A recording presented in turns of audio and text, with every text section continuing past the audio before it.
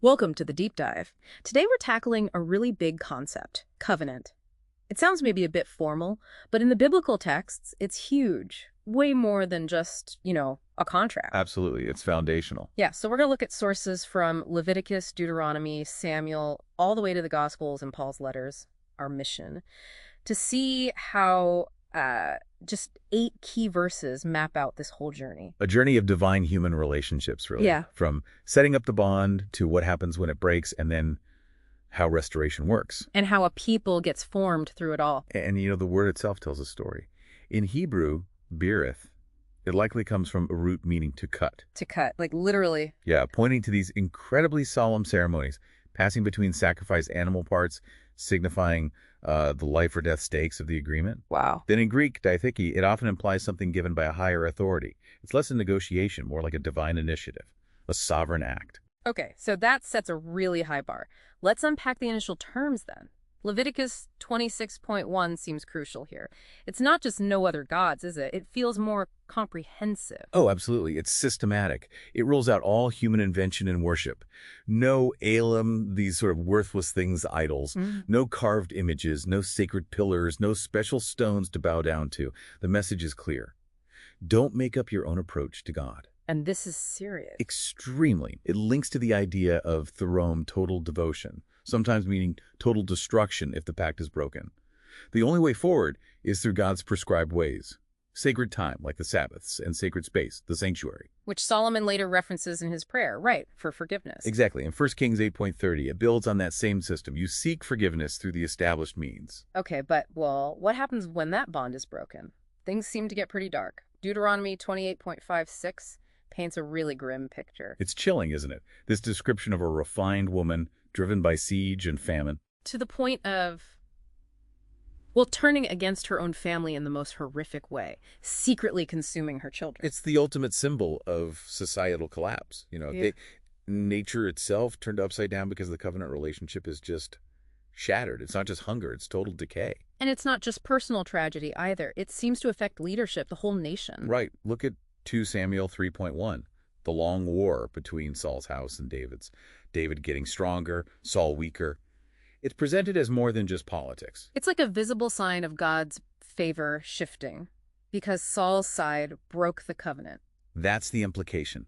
The consequences play out on a national scale, which then raises a really tough question for later. What happens when a new covenant is introduced? Like in the New Testament. Yes.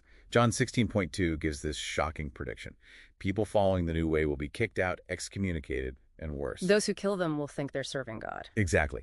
Religious devotion itself becoming tragically opposed to God's actual purpose. A real paradox. So, if the break is that severe, is there any way back?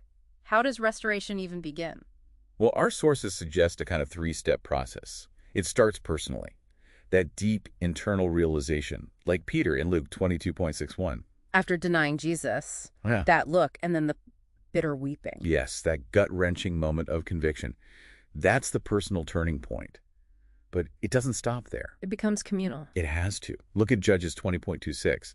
After a failure, the entire assembly of Israel goes to Bethel. They're weeping together, fasting, offering sacrifices before God. It's a corporate act. A unified seeking of mercy. Right.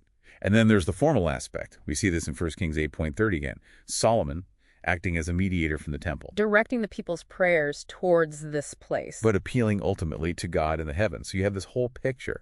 The individual heart turning, the community acting together, and this mediated appeal for forgiveness. Okay, so that's the path back. What about the goal? The ultimate purpose of all this covenant stuff? Colossians 1.1 seems to point towards something new. Definitely. Paul calls himself an apostle by the will of God, and he's writing to saints and faithful brethren in Christ.